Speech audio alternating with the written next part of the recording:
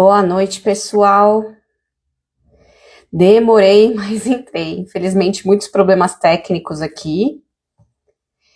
Estou colocando aqui o nosso tema de hoje, tá? Éguas gestantes e lactantes. Vou fixar aqui o nosso comentário. Por favor, mandem para quem vocês acham que vai gostar desse conteúdo, né? Mas, nossa, gente, caos para iniciar essa live. Deu tudo certo, tá aqui tudo meio equilibrado, então espero que não caia nada, tá? Mas vamos que vamos. Então, boa noite para todo mundo. Hoje a gente vai conversar, como eu falei com vocês nos stories, sobre éguas gestantes e lactantes. Então, falar sobre algumas particularidades, o que a gente precisa prestar atenção, quando a gente fala de alimentação, né? Ajustes de alimentação, tá? Porque assim, se eu fosse setorizar, dá pra gente falar muita coisa. Então hoje a gente vai falar mais um geralzão, e depois, se vocês acharem relevante e tiverem mais interesse, a gente foca em algumas lives aí mais profundas, tá? Sobre o tema. Teve gente que mandou também na nossa caixinha sugestão. Por favor, fiquem à vontade para mandar pra gente sugestões de lives, pra gente é sempre ótimo saber o que vocês querem conversar sobre, tá? E aí, por favor, vão mandando aí pro pessoal que vocês acham que vai interessar e interajam aqui também, façam perguntas, tragam os relatos de vocês, ok? Bom, então, eu separei em duas partes essa live. A gente vai começar primeiro. Vamos começar por éguas gestantes. Eu vou falar um pouquinho sobre os principais erros. E depois eu vou falar sobre éguas lactantes, tá? Eu vou focar muito hoje, gente, principalmente na questão de aportes de nutrientes.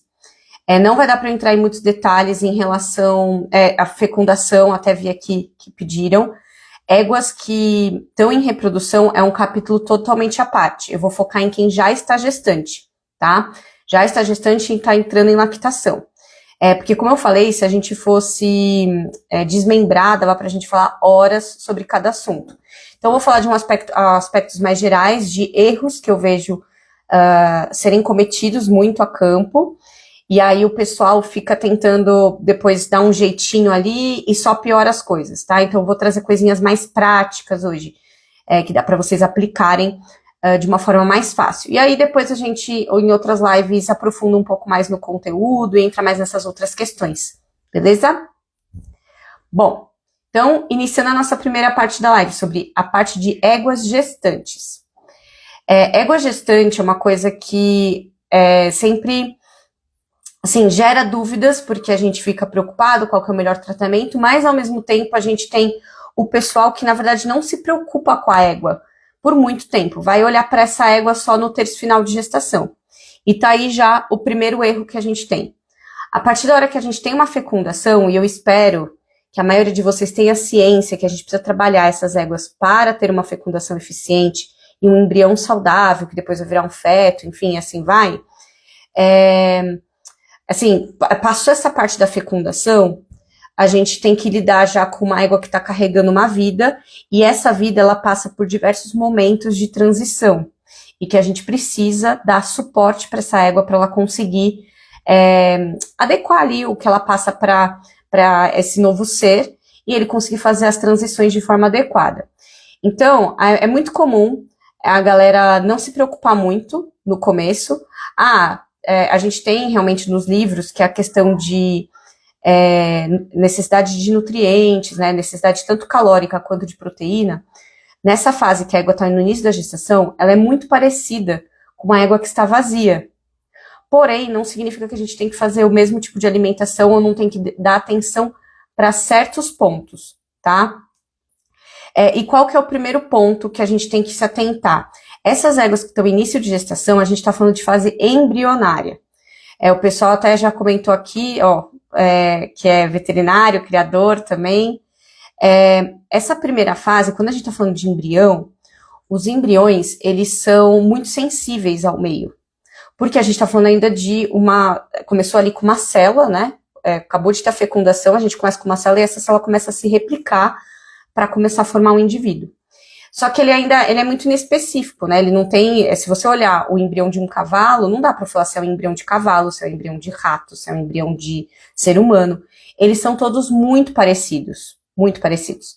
E aí, essa fase inicial, e aí eu tô falando no cavalo, até os 40, 45 dias de gestação, a gente tá lidando com o embrião. Então, antes disso, ele é embrião, depois disso ele vira feto. Qual que é a diferença entre esses dois caras? O embrião, ele tem que fazer uma série de transições para chegar à vida fetal.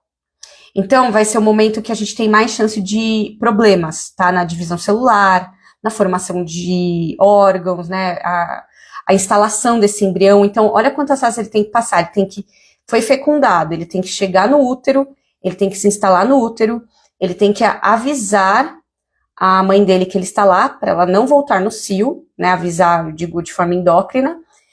Depois, ele tem que fixar, ele tem que começar a se transformar, então ele vai começar a criar órgãos, ele vai criar coração, ele vai começar realmente fazer a transição para a vida fetal. Então, até os 40, 45 dias, a gente não dá muita importância para essas éguas, mas aos momentos que elas estão mais suscetíveis a estresse térmico, qualquer coisinha pode fazer você ter uma perda embrionária. Então, essa fase é o momento que a gente mais tem perdas na gestação, tá? E o que eu tenho que me preocupar? Apesar das necessidades delas serem muito parecidas, eu preciso me preocupar com qualidade de alimento, e aí entra a qualidade de proteína, principalmente. Se eu tenho uma égua que ela não tem aporte proteico adequado, né, qualidade proteica adequada, não tem como ela sintetizar e receber bem, sintetizar hormônios, enfim, secreções uterinas para receber bem esse embrião. Se é uma égua que está emagrecendo, também temos outro problema. Eu sempre falo que nesse começo de gestação é melhor uma égua magra engordando do que uma égua gorda emagrecendo. Porque se a égua gorda está emagrecendo, ela está em catabolismo. Então ela está em déficit no mínimo calórico. Sem contar que a maioria dos casos, quando a gente pega por aí, não é só calórico, elas geralmente estão em déficit também proteico, entre outros nutrientes. Se eu estou em déficit, eu não vou conseguir manter essa gestação. Muitas não vão nem emprenhar se for matriz, e tem outras que elas não vão conseguir fixar se for uma receptora e manter essa gestação. Outro ponto também dessa fase inicial é a questão de mineral. Lembra que o feto, quando ele faz essa transição, quando ele vira feto, ele já tem osso.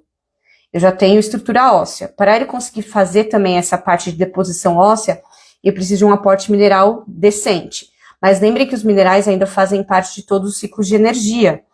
Então, por isso que é tão crucial esses primeiros 40 dias, 45. Então, se você não dá muita atenção para essas éguas, porque é muito comum isso, até nas centrais, nos programas de transferência de embrião, a gente põe, às vezes, principalmente receptora, né? Ela não tem muito valor ali, eu não quero ficar gastando com essa égua. Só que às vezes você está justamente minando os seus resultados, porque você não está dando foco onde você deveria dar foco. Então, deu 45 dias, a gente já entra na fase fetal. Ali, o meu feto, ele está basicamente já todo formado. Ele agora vai ter que maturar órgãos e crescer até o final da gestação.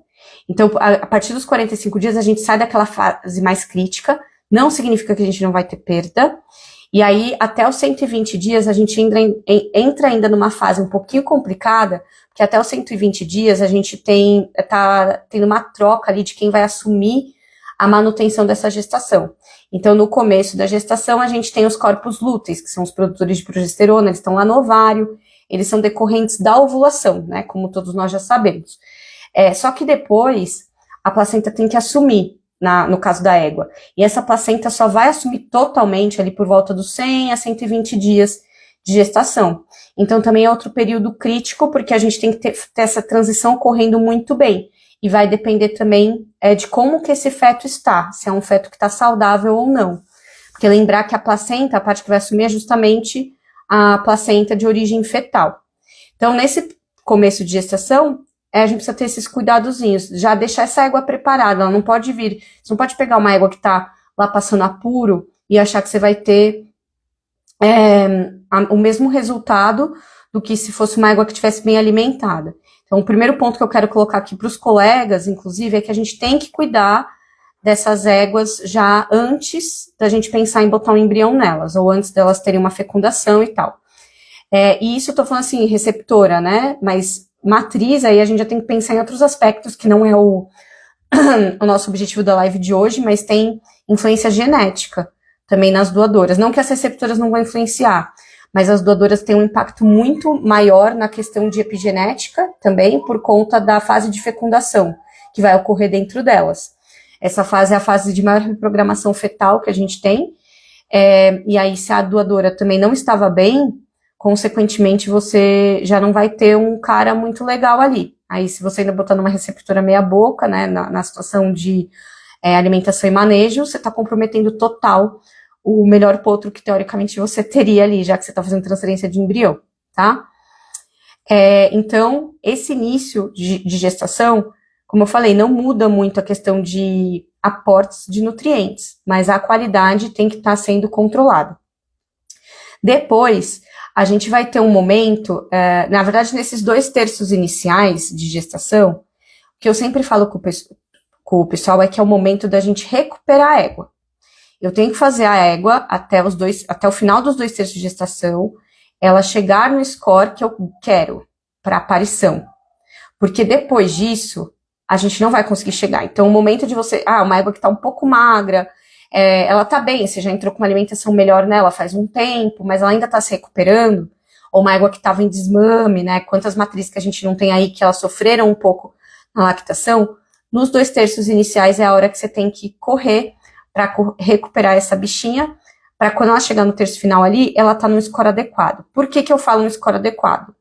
É outro erro clássico que eu pego. O pessoal, como esquece da égua nos 2/3 inicial, quer fazer tudo no terço final.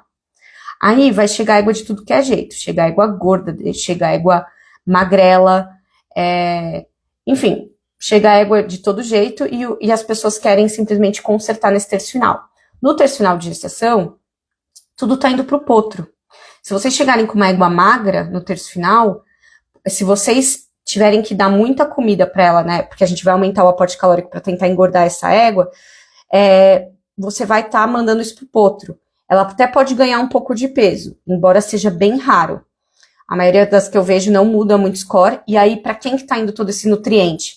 Justamente pro cara que tá na barriga dela, e aí você tá causando excessos no fim da gestação. E aí você tem mais chance de ter contraturas, de ter distocia, né? Então, tem muitos partos que às vezes os bichinhos não saem porque eles estão enormes. E é porque a gente fez isso, né? Chegou lá no terço final, que foi a hora que a gente resolveu olhar pra cara daquela égua, ficou preocupado que ela tava um pouco abaixo, aí você fala, nossa, não sei se o potro tá bem, né? Então deixa eu entupir ela de comida. Erro clássico, e eu vejo isso tanto colegas veterinários quanto os criadores fazendo. Então, recuperação de égua até o final do segundo terço. Qual o score que eu gosto que essas éguas entrem no terço final e aí já preparadas para aparição? Eu gosto que entre em score 6. Então, eu uso a tabela de score do RENEC, de 1983, vai de 1 a 9. Eu particularmente acho ela muito mais completa do que a de 1 a 5. Tenho mais nuances ali para dar. Eu gosto que a égua chegue um 6, no máximo estourando um 6,5, porque também eu não quero que ela esteja sobrepeso, porque isso vai dificultar também, eu posso ter problemas no parto, decorrentes de sobrepeso na égua, mas assim, eu não quero também que ela dê à luz num score 5. Tem muita gente que acaba deixando a égua no score 5, então ela tá bonita lá, né, ela tá bonita, realmente, o score 5 é o moderado, é o ideal, só que para essa fase não é. Que a gente tem que lembrar que quando a égua dá à luz, ela vai perder por conta da lactação, até por questão também de ficar, elas diminuem geralmente apetite no periparto, então tanto no pré quanto no pós-parto, elas vão diminuir um pouco o apetite, acaba entrando ali num déficitzinho, elas vão perder pelo menos um score de condição corporal. É natural, é esperado isso. Então não é surpresa uma égua que estava um score 6 virar 5 no pós-parto, uma égua que estava score 5 vira 4, 4 vira 3 e assim por diante. E aí entra o segundo ponto da nossa live, as éguas em lactação. Porque aí a pessoa se desespera e começa a fazer bobagem. Mas antes da gente acabar essa parte só da égua gestante, o que eu priorizo no terço final? Primeiro, só quem assim trabalha com bastante ração, hoje eu tenho trabalhado com cada vez menos ração. Principalmente nos 2/3 iniciais, No terço final, em geral, eu tenho que aumentar um pouquinho, mas não aumento muito. Tem gente que já coloca a égua em 5 quilos de ração. Não tenho trabalhado assim. A gente aumenta um pouco por conta que o espaço vai ficando difícil, então elas não conseguem consumir tanto volumoso como elas gostariam, né? Como nós gostaríamos também. Você tem que aumentar um pouco a proporção. E lógico, ela vai ter um aumento de necessidade de aporte energético e proteico, mineral. Esse terço final vai exigir mais, porque a gente tem 70% do crescimento do potro. Porém, tem muita gente que acha que assim vai ser muito absurdo, e não é ainda. O aumento que a gente vai ter mesmo é na lactação. Então, nessa fase, é só você fazer alguns ajustes ali. Eu gosto, inclusive, de fazer assim, entrou no terço de gestação, eu faço um ajuste de dieta. Entrou no último mês de gestação, eu faço outro ajuste de dieta. E aqui vem também as questões de ração. Qual a ração que eu devo utilizar? Depende, lógico, cada caso é um caso, vai depender do volumoso que você está utilizando, mas a gente sabe que tem várias rações aí no mercado que são para éguas de cria. Até os 2 terços iniciais, né, enquanto eu estou nessa fase, não preciso entrar com rações, assim, necessariamente de cria. Se eu tiver uma ração boa ali que tem um nível normal de proteína e tal, eu não vou precisar de mais proteína. A minha necessidade proteica vai aumentar um pouco no terço final de gestação e muito na lactação. Então, o terço final de gestação é o que eu gosto, de já adaptar essas éguas para a ração que elas vão comer na lactação. Eu não fico fazendo mudança quando essa égua pare, porque quando elas dão à luz, a gente já tá tendo um monte de coisa ali acontecendo, um estresse danado. Uma égua que ela antes tinha um bicho gigante dentro da barriga dela, ocupando um baita espaço, espremendo todos os órgãos dela, intestino todo apertado, e de repente ele sai de uma vez, e aí você tem aquelas alças intestinais tomando conta daquele espaço. Muito mais chance de você ter cólica, por conta de uma égua não adaptada, né, uma égua que não tá pronta. Tem estudo mostrando também que quando a gente utiliza, quando a gente tem uma égua desbalanceada na questão de microbiota, isso se dá muito pelos excessos de ração, né, excesso que a gente comete, principalmente no terço final, essas éguas têm muito mais chance de cólica no pós-parto. Tanto que hoje, assim, eu praticamente não tenho, nossa, eu conto nos dedos as éguas que eu tive com cólica pós-parto. A maioria das minhas éguas se mantém bem, justamente porque a gente já faz esse trabalho de adaptação, já estão bem adaptadas à dieta, a gente segura o uso desse concentrado, para também não mudar tanto essa microbiota, tá? O que é uma ração boa? Quanto de porcentagem de proteína e energia? Então, varia muito. Foi uma pergunta que fizeram aqui.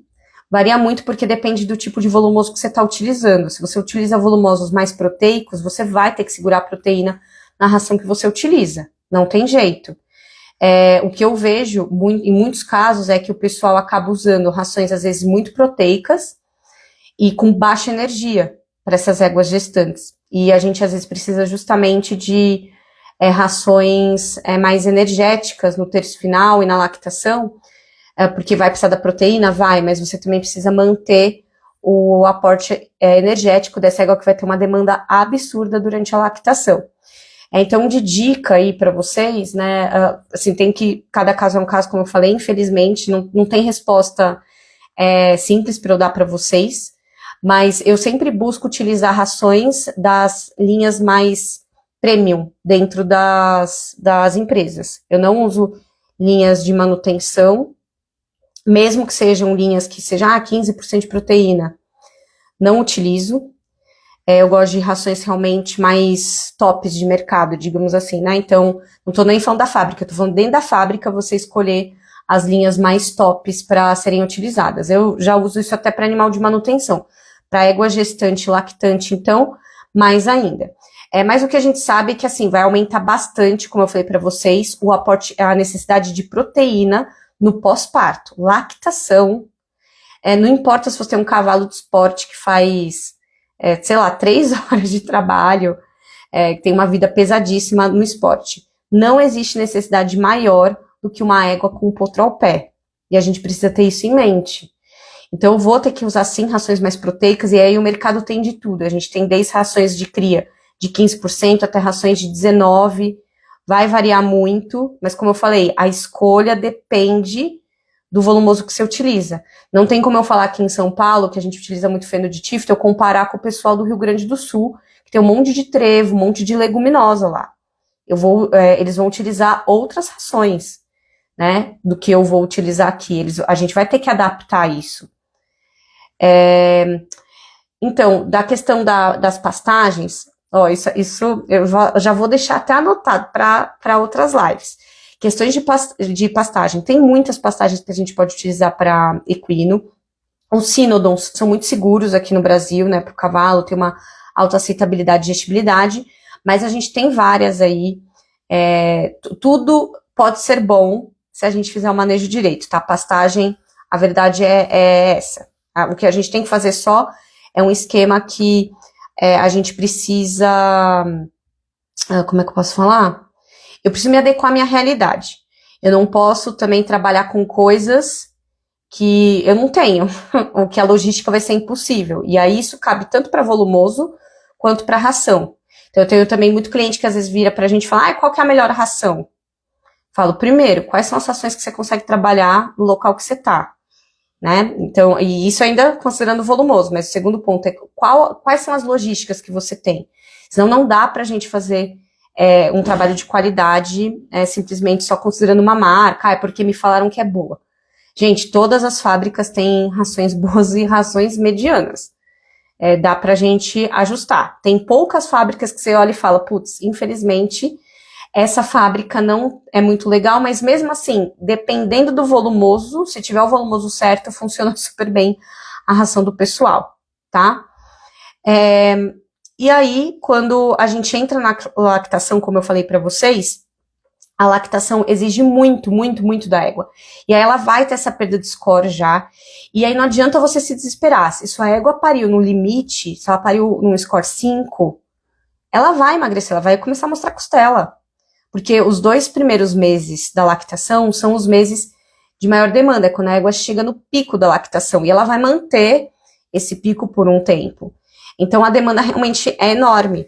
E aí eu tenho cliente que eles ficam desesperados, porque realmente tem égua que não chega nem num 5, ela chega num 4 às vezes. Quando chega a 3, aí são mais casos de resgate até que a gente pega, é mais preocupante ainda, porque a chance de você perder essa égua no pós-parto é enorme.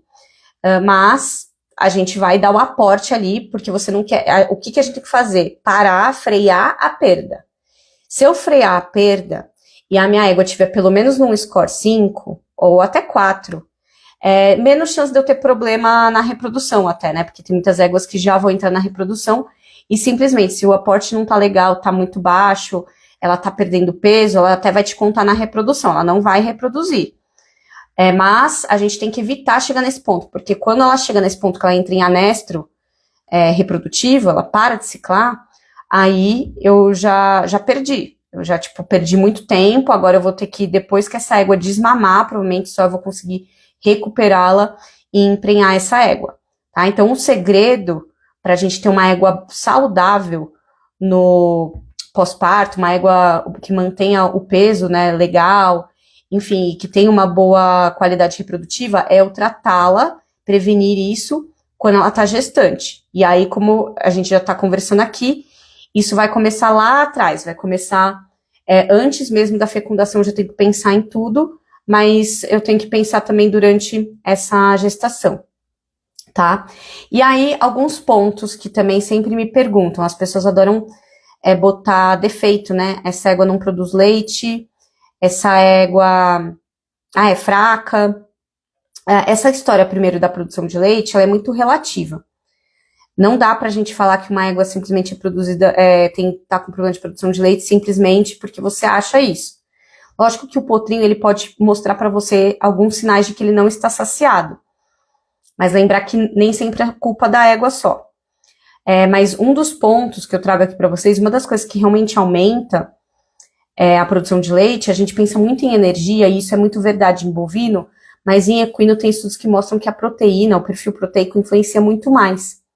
Se eu tô dando qualidade de proteína e níveis adequados para essa égua, ela vai ter muito mais chance de manter uma gestação adequada. E aí, fazendo aqui, né, porque eu falei muito das faltas, mas fazendo já um gancho para as éguas gordas. Éguas gordas, a gente vai ter problema também no pós-parto. A gente vai ter problemas, às vezes, na gestação. Uma égua que está acima do peso, eu já posso ter problema de distocia, enfim, alterações ortopédicas no potro. E aí, como eu falei para vocês, fica para outro dia essa conversa. Mas também as éguas lactantes, né, que são gordas, muitas delas, dependendo se elas são muito gordas, elas acabam até tendo infiltrado de gordura em úbere. E aí eu vou ter um prejuízo da produção de leite por conta desse infiltrado gorduroso. Outros pontos também são as questões hormonais que a gente sempre bate aqui. Lembrar que para uma produção de leite eficiente, essa égua também tem que ter uma sensibilidade à insulina. Tem que ter uma produção de insulina decente ali, que vai ajudar a formar células alveolares, que são as células produtoras de leite. Então, se eu não tenho um conjunto disso, vai ser um problema. E essas éguas gordas, se elas entrarem num catabolismo muito intenso, porque tem gente que fala assim, ela é gorda, eu vou deixar para emagrecer ela na lactação. E aí, nem dá comida direito para a égua, ela começa a perder muito peso. Primeiro, essa égua aí vai parar de ciclar totalmente. Mas mais que isso, você pode matar a égua, tá? Quando a gente entra num catabolismo muito intenso, eu aumento muito a gordura no sangue, e isso pode levar a égua a parar de se alimentar. Ela também vai começar a mobilizar de tudo, ela vai mobilizar proteína, então ela vai mobilizar músculo, e assim vai. E aí eu tenho chance dessa égua morrer por ou queda de imunidade, por parar de comer, aumento desse triglicérides, que é até um ponto que fica incompatível com a vida. Então sempre fiquem muito atentos. Éguas gordas no pós-parto me dão arrepio. Elas são sempre as moças que têm mais chance de dar problema durante o parto, mas também durante a lactação, tá? Então, sempre muita atenção. As gordinhas não é legal também. A gente foca muito na magra, mas as gordas também podem ser um problema. Mas de conselho geral, nessa parte da lactação, o que eu tenho para vocês? O ponto-chave é a gente não sair se desesperando. A partir da hora que a situação está definida, então, a égua está emagrecendo. Vamos parar esse emagrecimento. Ela não pode perder mais que o fisiológico, mas ela perdeu o fisiológico, mas está mantendo bem. Não adianta você desesperar e falar, eu vou engordar essa égua agora. Os 2 primeiros meses é impossível, o terceiro ainda é bem difícil, o quarto. Depois, geralmente do quarto, a gente já começa a conseguir colocar uma carninha nessas éguas, tá? E mesmo assim, a égua ainda tá magra, não tá vindo, né? Mesmo você fazendo uma dieta equilibrada, primeiro, dá um tempo para ela ver às vezes depois do desmame, se você consegue recuperar essa égua. Tem éguas que elas mobilizam muito. E ver também se essa égua não tem alguma questão de base. E aí entram muitas coisas, dentre elas as alterações endócrinas. A gente tem várias éguas. Eu tenho uma égua até que eu fui ver ontem, eu postei aqui um vídeo das éguas em lactação. Na verdade, estavam recém-desmamadas, aqui eu postei. Mas é um lugar que eles tratam super bem, só que tem uma das éguas, uma das matrizes dele, que agora é doadora de embrião, que ela tem uma alteração endócrina já, ela é uma égua mais velha, e ela tá, coitada, o pó da gaita. E, tipo, mesmo a gente fazendo de tudo. Mas é uma égua que ela já tomava uma medicação para essa alteração endócrina, que a gente teve que suspender por conta da gestação, porque ela ia parir. E aí vai sofrer mesmo. Então a gente já tá agora trabalhando com o que a gente tem e vamos fazer essa égua voltar a ficar bem. E aí até foi uma das coisas que foi determinante para ele definir ela a ser hoje doadora de embrião, não mais matriz. Porque tem algumas medicações que a gente utiliza que se eu não tirar no terço final de gestação, a égua não vai parir. É simples assim. E se eu voltar na sequência também do parto, ela seca o leite. Então, tudo isso tem que ser sempre acompanhado por nós, né, veterinários. A gente precisa saber o que a gente está fazendo, senão a gente só faz abobrinha. Essa coisa de, eu fiz porque fulano falou, gente, temos que mudar. A gente tem que ter crítica sobre as coisas que a gente faz, tá? Me perguntaram aqui, para eu comentar do uso do óleo de soja ou milho para égua lactante. Eu utilizo muito óleo, mas já aviso, isso pode, aqui compartilho sem medo, Por favor, parem de usar óleo de milho em cavalo. Parem, só parem. Óleo de milho é caríssimo, em geral, ele é muito mais caro do que os outros óleos que a gente tem no mercado. E ainda por cima, ele é extremamente inflamatório. Extremamente. Porque a gente tem que pensar assim, se fosse uma situação que meu cavalo, ele não estivesse comendo grãos em dieta, fosse um cavalo que basicamente só come forragem, forragem de alta qualidade, o óleo de milho não ia ter tanto problema. Na verdade, não ia ser um problema. A questão é que quando a gente tem uso de grãos, que é a maioria das pessoas que utilizam óleo são pessoas que utilizam ração também. Uso de grãos, a gente tem que pensar na fonte de óleo, se eu for colocar alguma. Porque os grãos, eles são entupidos de ômega 6. E isso está sendo um problema para os cavalos hoje. Eu não sei o que é ômega 6. Ômega 6 é um tipo de gordura, tá? Que vai estar presente aí, cada óleo vai ter uma composição, então a gente tem ômega 3, tem ômega 6, ômega 9, tem 1 milhão de ômegas. 1 milhão não, mas enfim, tem vários. E aí, o que acontece? O cavalo, como a gente também, hoje a gente tem muitos problemas na nossa vida, porque a gente tem um desbalanço da quantidade de ômega 6 que a gente consome em relação à quantidade de ômega 3. E isso se dá muito por conta dos grãos na dieta. Os grãos, eles foram necessários tanto pra gente quanto para os cavalos, só que quando eu coloco o grão e eles começam a fazer uma grande parte da dieta do cavalo, eu jogo a balança do ômega 6 para cima, né? Eu aumento, na verdade, vai pesar mais, né? Então, eu aumento a quantidade de ômega 6 e eu diminuo a proporção de ômega 3. E o ômega 6 no corpo, ele favorece uma via inflamatória, ele favorece a via chamada do ácido araquidônico. Esse ácido araquidônico no corpo, ele vai estar ali para produzir vários compostos inflamatórios. Então, a gente tem vários citocinas, prostaglandinas, leucotrienos, eles vão vir ali do ácido araquidônico. Então, quando eu tenho um desbalanço dos ômegas, eu estou favorecendo a inflamação, eu estou favorecendo que esse bicho seja mais inflamado, que ele fique num estado pró-inflamatório, porque eu estou fazendo mais produto, né, mais produto inflamatório. O ômega 3, ele favorece o efeito anti-inflamatório, e é por isso que vocês escutam tanto no jornal também, né, enfim, qualquer lugar aí de notícias, o pessoal fala, comam ômega 3, o ômega 3 ajuda no envelhecimento, porque o ômega 3, ele tem esse efeito anti-inflamatório no corpo, ele vai segurar esse sistema imune e a gente fica muito mais saudável. E não que a gente não precise do ômega 6, como eu falei, a questão é desproporcional, né? Quando eu perco a proporção entre esses ômegas. E aí o cavalo, como a gente colocou grão, ele já tem bastante ômega 6. Aí a gente vai lá e põe óleo de milho, eu aumento, o óleo de milho é basicamente ômega 6, tá? Ele não tem nada de ômega 3. O soja, perguntar do soja. O soja é um pouco melhor já, ele tem um pouquinho mais de ômega 3, mas ainda a proporção de ômega 6 é muito alta. Quais são os óleos que a gente tem que tem alto ômega 3? Óleo de linhaça, óleo de arroz também, muito interessante, adoro, eu uso os dois. E a gente tem alguns outros, como óleo de canola, enfim, tem alguns outros aí, mas que às vezes o cavalo não tem uma aceitação tão boa. Eu tenho cavalos que não curtem tanto essa questão do óleo, tá? Do óleo de canola. Aí vai um pouco de palatabilidade mesmo.